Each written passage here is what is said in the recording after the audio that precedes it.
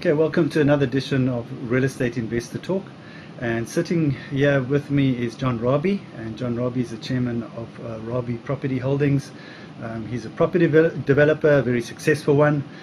We just had a great chat interviewing John, and I think it's really some fantastic stories that come out of here. So, John, tell us just a little bit about your story and your vision of your company and how you've sort of started. I know without going into too much detail, just give us a little bit of a runabout about some of your achievements, because really you're a leader and a visionary in this business. Oh, thanks, Neale. We started in 1978, and we started in the construction business, coming from a construction background.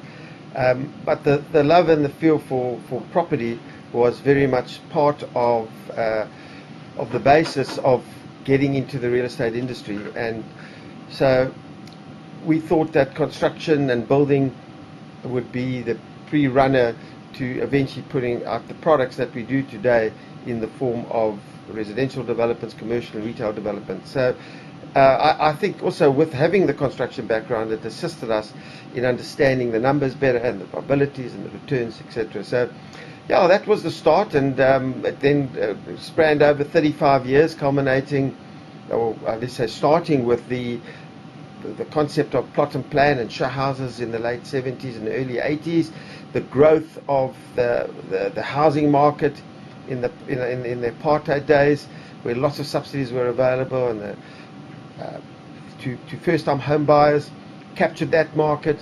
Then through to the democracy, the unbanning of the ANC, 89, 90, massive opportunity. We understood the public-private sector part of it, and went straight into the heart of working with government with very superb projects, or quite famous projects, I should say, like the Marconi Beam development. Yes. Tell us a little bit more about that, because that was quite a breakthrough, I think, certainly from an affordable housing perspective.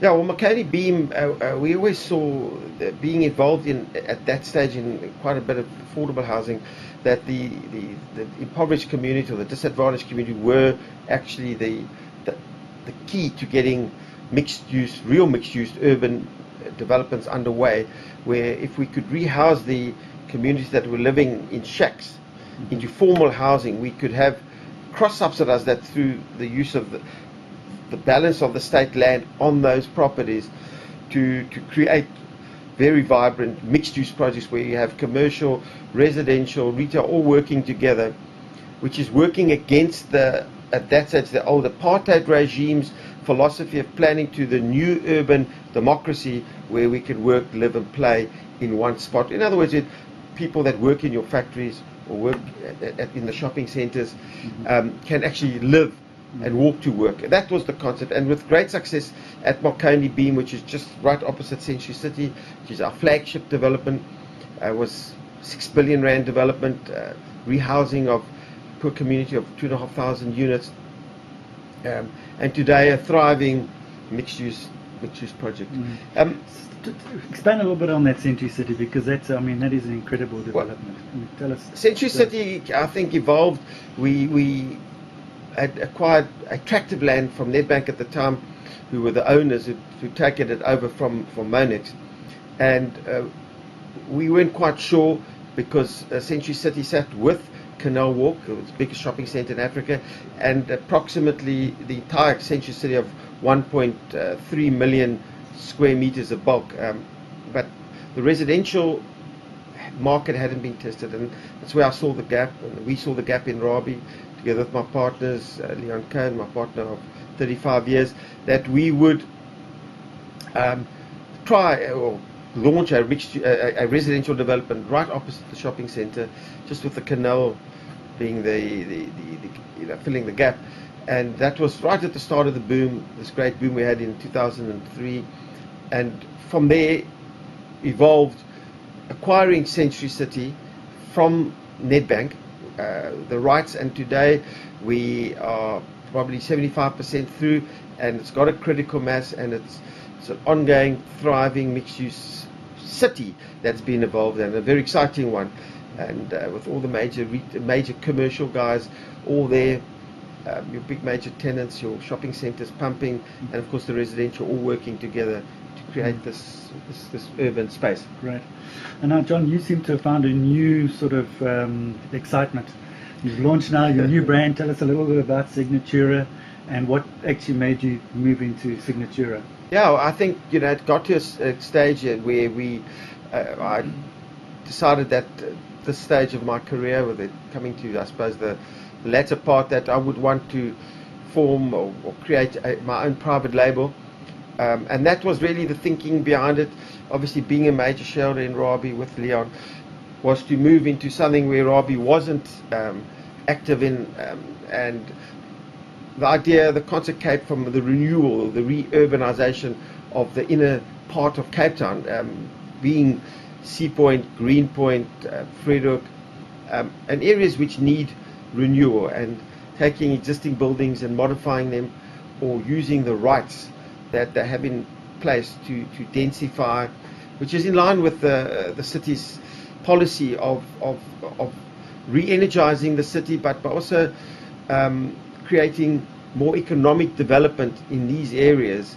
So it's economic activity to foster or bolster demand for the city, and that's where I focused on, and busy with our 8th or 9th project now.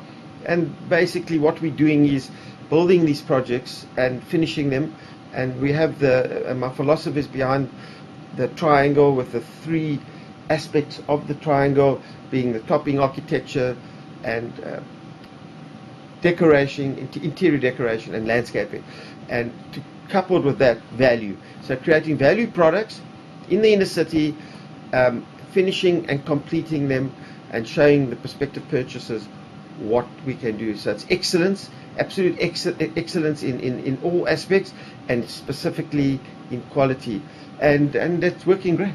Fantastic. John, in closing, share us a little bit about inspiration from your side in terms of your achievement, because you're very much a person, you've got your feet both on the ground, and I think you're very humble about your achievements that you have done.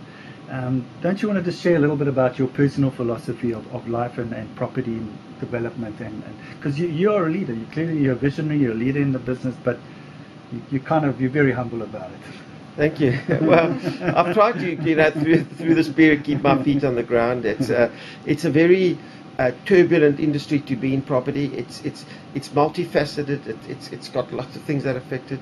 So through the cycles, and there are cycles, and the ups and the downs, is a consistency of caution, but at the same time, timing. And if you can get that right, I think then you've got the basis for a good business. And as saying to you previously, property is not a 2020 game.